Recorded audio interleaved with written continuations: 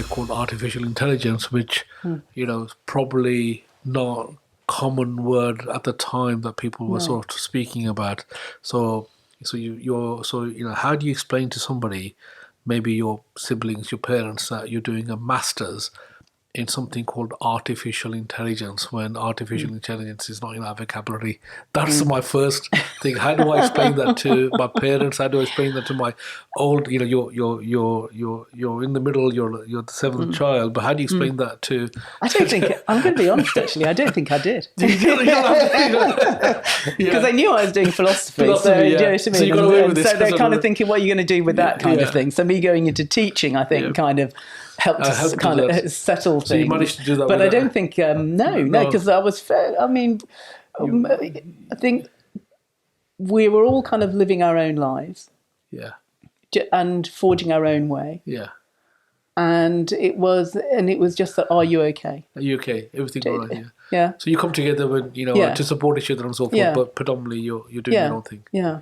So it was, so I didn't have to worry about it. I didn't have to explain things. Yeah, no, I didn't. That's right. Well, what was it about this subject matter that got you sort of interested? I mean, it was at the fore. I mean, it was at the forefront. I mean, I did take. Because people, for many years, I mean, they talk about machine learning and so forth. People thought it was sort of pie in the sky type of conversations, and it's never going to happen. But you see, my end of my project, my dissertation was on a housing association. And trying to make better choices. Okay. In decisions. So for me, there was a practical application, and that's what we were actually looking at, even as early as then. How does that work? And part of the course was actually about psychology. It wasn't going into a job now that you're just doing the programming and so on. You're actually learning the fundamentals around all the different kind of disciplines that that have an impact that make up AI.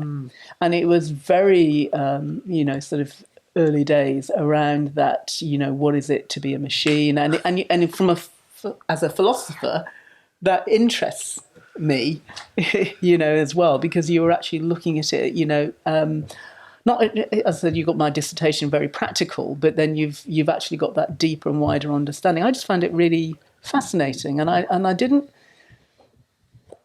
I've never thought I can't do something once I've thought I can do it. I think that's the thing,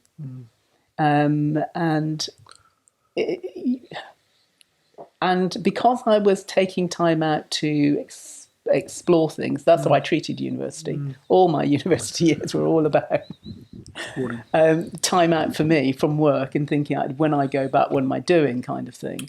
It was an opportunity to learn, and that was that. And I could do that because I had been able to work, and I could always earn money in the holiday. I always had something. Was financially I was backed up. Do you see what I mean? And it was all. It was in my control.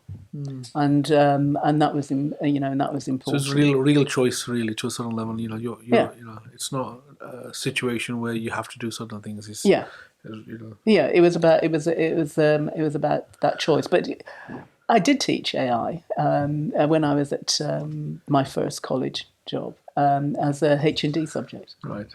So I did continue to do it. Canny Conversation Podcast Series 5 by Safaraz Ali.